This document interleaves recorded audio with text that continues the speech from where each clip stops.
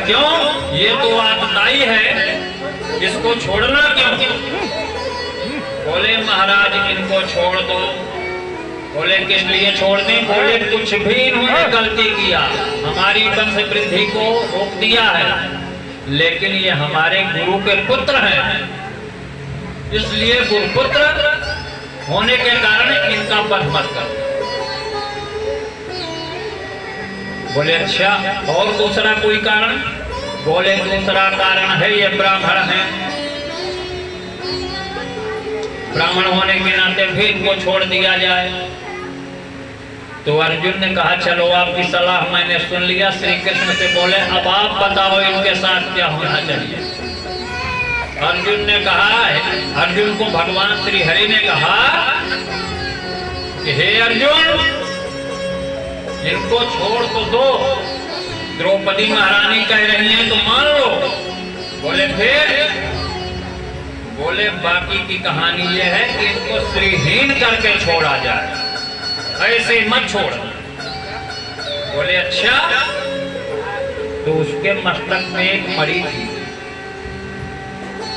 उस मणि को अर्जुन ने बाणों से निकाला और उसके माथे में हो गया गड्ढा और उसको श्रीहीन तेजहीन करके छोड़ दिया गया। आज भी विश्वास रखिए, वेद शास्त्र धर्म भी बताता है और मध्य प्रदेश के निवासी भी बताते हैं कि जंगल में घूमते हुए अश्वत्थामा कई लोगों के द्वारा देखा जा चुका, द्वापर युग से चल रहा है। उसके घाव ऐसे माथे पे लगे हुए ताजा रक्त निकल रहा होता है और लोगों को से मिलता है। इस प्रकार से इस कथा का समापन होता है। आगे फिर कथा आती है गर्भ में परीक्षित की रक्षा। जब परीक्षित जी गर्भ में थे तो उस समय भगवान ने उनकी रक्षा कैसे की?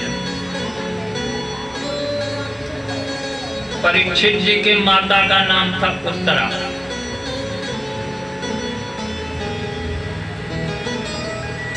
उत्तरा के गर्भ में राजा परीक्षित पल रहे हैं।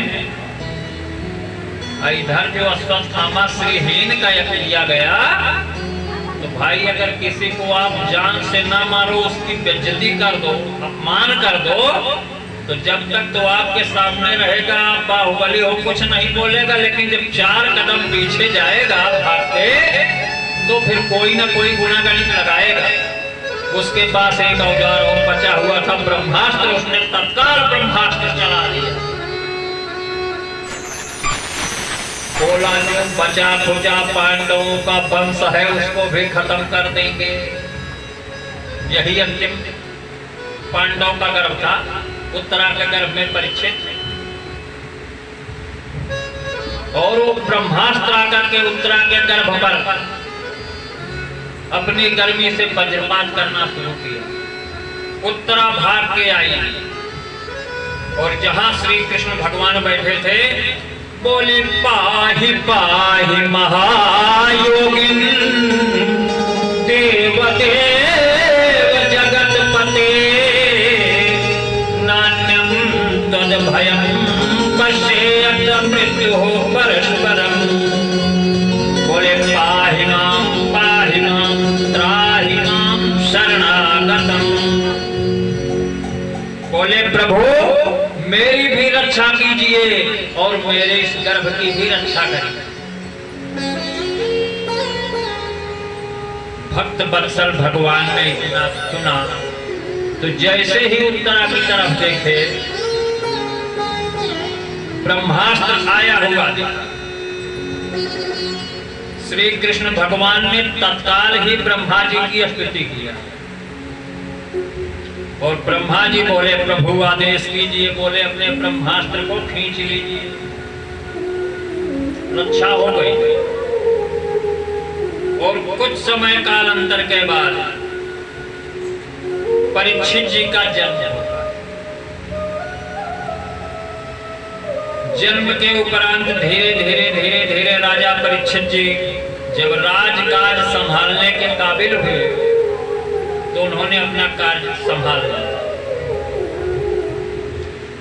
और उसी समय से कलिकाल का भी शासन आरंभ हो गया, कलियुग का। राजा परीक्षित जी घोड़े पर बैठकर जा रहे हैं जंगल में शिकार खेलने। एक जगह पर देख रहे हैं गाय रो रही है और बैल रो रहा है। बैल जो था वो धर्म थी और गाय माता जो थी वो पृथ्वी माता थी और बैल जो थे सांड वो धर्म रूप थे। तो दोनों रो रहे थे।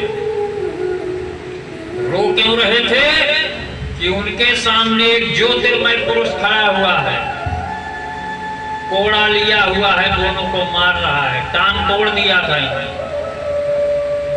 राजा परीक्षित जी सोचे कि इस अखिल भूमंडल का अकेला चक्रवर्ती सम्राट मैं हूं, पूरी दुनिया, तो एक दूसरा का राजा कहां से आ गया? अब बोले हमारे परिवार में सब लोगों ने गायों की रक्षा किया, धर्म की रक्षा किया, धर्म के लिए लोगों ने जान की बाजी तक गंवा दी। तो ये कौन है जो अधर्म कर रहा है? तुलसीदास बाबा ने भी स्पष्ट लिखा है श्री रामचरितमानस में, ब्रजेश जी सावधाना हसंतु